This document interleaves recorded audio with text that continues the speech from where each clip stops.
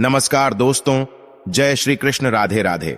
दोस्तों, सच्ची श्रद्धा से कमेंट्स में जरूर लिखें जय महालक्ष्मी, जय माता दी। दोस्तों, मां लक्ष्मी सदैव आप पर अपनी कृपा बरसाती रहे। दोस्तों, कुछ लोगों को शास्त्रों की अहमियत के बारे में ज्यादा जानकारी नहीं होती, लेकिन पौराणिक कथाओं और कई प्रथाओं से यह सिद्ध हो चुका है कि हमारे घर के भीतर ही कई ऐसे संकेत छुपे होते हैं जिनके बारे में जानना हमारे लिए अति आवश्यक है। ये संकेत आपके जीवन को पूरी तरह से बदल कर रख सकते हैं। राजा को रंक और रंक को राजा बना सकते हैं। ज्योतिष के अनुसार जब दरिद्रता और गरीबी आप पर हावी होने लगती है तो आपके घर की कई चीजें इशारा करने लगती हैं। आज हम आपको बताएंगे क्या आपके घर में गरीबी आने का संकेत आपको कैसे मिलता है। दोस्तों, वास्तुशास्त्र को आमतौर पर दिशाओं का विज्ञान माना जाता है। कई बार घर की छोटी छोटी बातें जो सामान्य लगती है वो सफलता में रुकावट बन जाती है। जैसे अगर घर में कोई परेशानी दस्तक देने वाली होती है तो उसका सीधा असर घर में लगे तुलसी के पौधे पर पड़ता है। तुलसी का पौधा पूरी तरह से सूख जाता है। तो दोस्तों, चलते हैं और सुनते हैं गुरुजी से कि वो क्या कहते हैं इसके बारे में। हेलो दोस्तों, मेरा नाम है मिस्टर गोलू कुमार। आप सभी को एक बार फिर से स्वागत है। जिससे घर में मुसीबत और दरिद्रता आने का सबसे बड़ा संकेत मिलता है। सिर्फ तुलसी ही नहीं बल्कि घर में लगे अन्य पेड़ पौधे भी हमेशा हरे भरे रहने चाहिए। दोस्तों, इस बात का भी ख्याल रखें कि मासिक धर्म के दौरान कभी भी महिलाओं को पेड़ पौधों में पानी नहीं देना चाहिए। अगर आपके घर में लगे पेड़ पौधों की पत्तियां सूख रही है तो उसे तुरंत कटवा लें। इससे आपके ऊपर कर्ज बढ़ने की सबसे ज्यादा संभावना बढ़ जाती है। रसोई घर में रात के जूठे बर्तनों को नहीं छोड़ना चाहिए। रसोई घर में पड़े रात के जूठे बर्तन और तवा कढ़ाई अगर आप जूठे छोड़ देते हैं तो घर में गरीबी आने का सब इससे बड़ा कारण माना जाता है। शास्त्रों में कहा गया है, जो व्यक्ति जूठे पड़े बर्तनों को साफ नहीं करता वो अपने जीवन में विफलता का ही सामना करता है।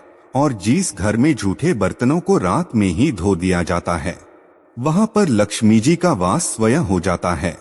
भूलकर भी अपने सोने वाले कमरे में पलंग के सामने आईना नहीं लगाना चाहिए।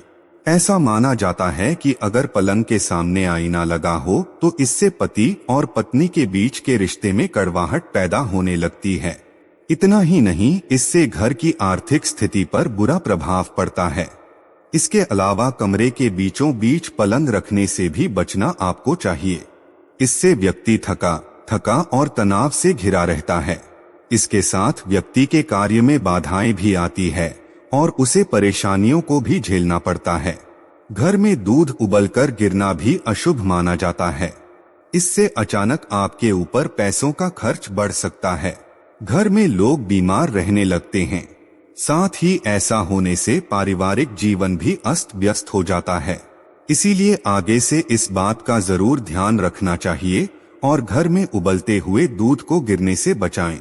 कुछ लोग अक्सर अपने घरों में बाथरूम के दरवाजे को खुला छोड़ देते हैं, लेकिन ये गलती आपके लिए काफी भारी पड़ सकती है। घर में बाथरूम का दरवाजा कभी भी खुला नहीं छोड़ना चाहिए। बाथरूम का इस्तेमाल करने के बाद दरवाजा बंद करें। दरवाजा खुला रहने से घर में नकारात्मक ऊर्जा बनी रहती है और दरिद्रता का वास होता है। अगर आप घर से बाहर जाएं और आपको लौटते समय घर के बाहर छिपकली के दर्शन हो जाएं, तो इसे शुभ माना नहीं जाता। घर के दरवाजे पर छिपकली के दर्शन होने से आपका बुरा वक्त शुरू हो जाता है। कैसे में आपको बुरे वक्त के लिए स्वयं को तैयार रखना चाहिए और हिम्मत से काम लेना चाहिए।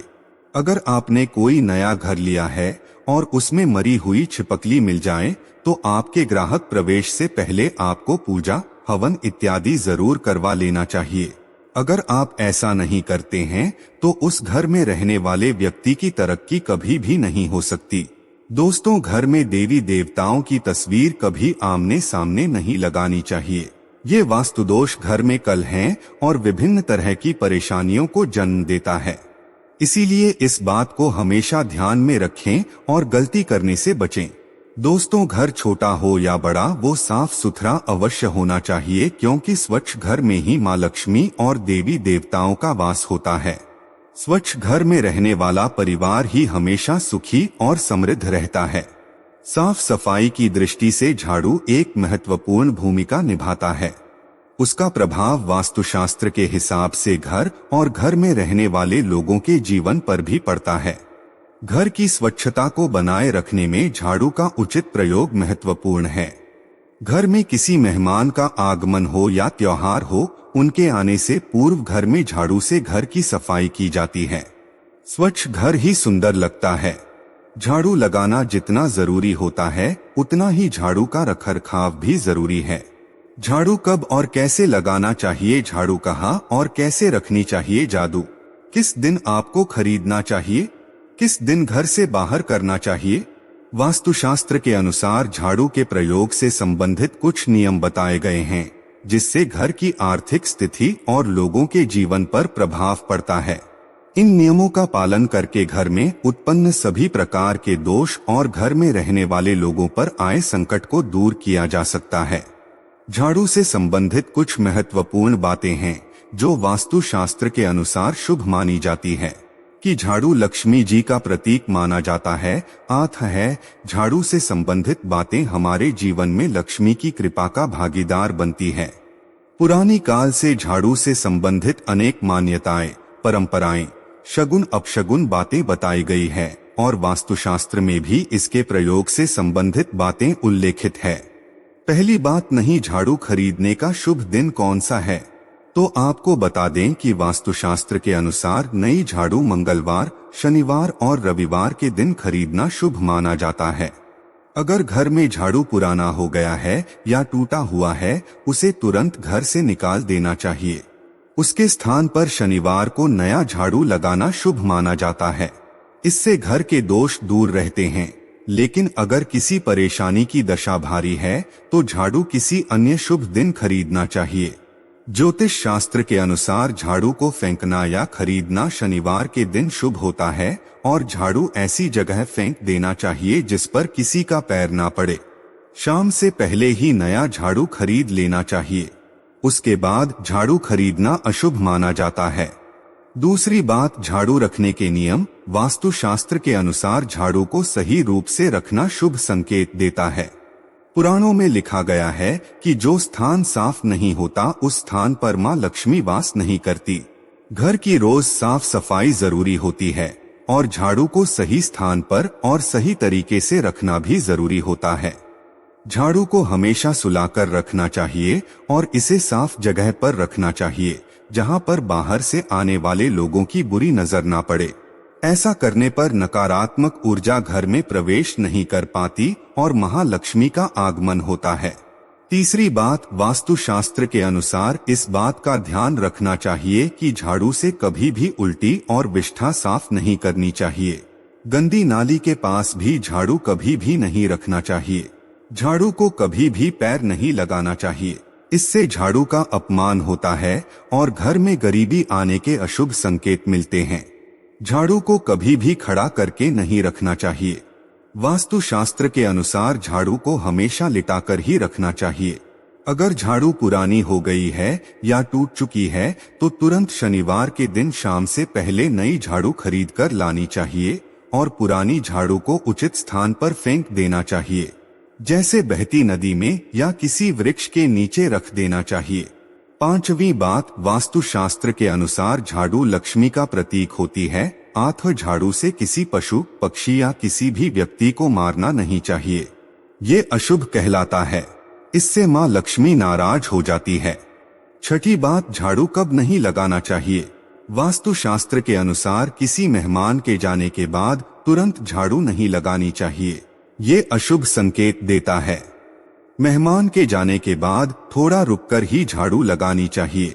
कहीं यात्रा पर जाना हो तो भी इस बात का ध्यान रखें कि यात्रा पर जाने से तुरंत पहले झाड़ू न लगाएं।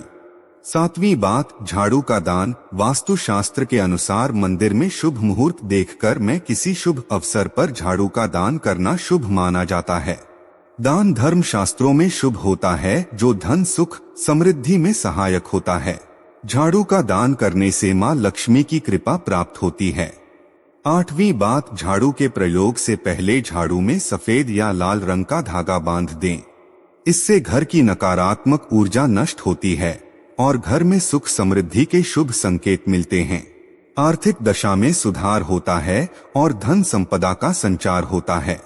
सूर्योदय के समय जब सूर्य का प्रकाश घर में प्रवेश करता है, घर में सूर्य की रोशनी से उजाला होता है, तब झाड़ लगाना सर्वोत्तम माना गया है। उस समय सकारात्मक ऊर्जा घर में प्रवेश करती है और नकारात्मक ऊर्जा को नष्ट कर देती है। शाम होने से पहले घर में साफ सफाई करना बहुत ही ज्यादा शुभ माना जाता है। शाम होने के बाद घर में झाड़ू लगाना अशुभ माना जाता है। तो दोस्तों, आपको ये वीडियो कैसा लगा हमें कमेंट में जरूर बताएं। इस वीडियो को लाइक करें, अपने दोस्तों के साथ शेयर करें और हमें सब्सक्राइब करना ना भूलें। और हाँ, इस वीडियो से कोई भी सवाल है तो आप कमेंट बॉक्स में जरूर लिखें, और आपके पास कोई भी सवाल नहीं तो यस लिखें, क्योंकि यस लिखने से वीडियो बनाने का मोटिवेशन मिलता है। धन्यवाद।